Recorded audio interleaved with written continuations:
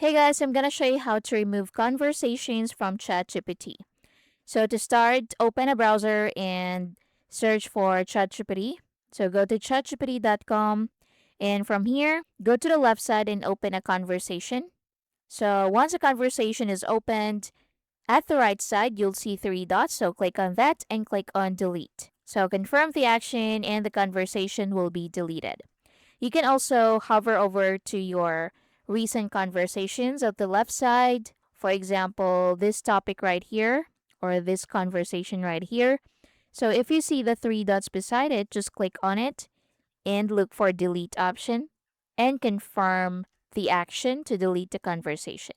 And that conversation will be deleted. So as you can see at the conversation at the left side, the conversation is gone.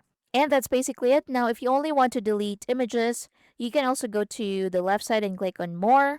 You can go to images or go to library. So if you go to library, so here you can see all of your generated or saved images or uploaded images.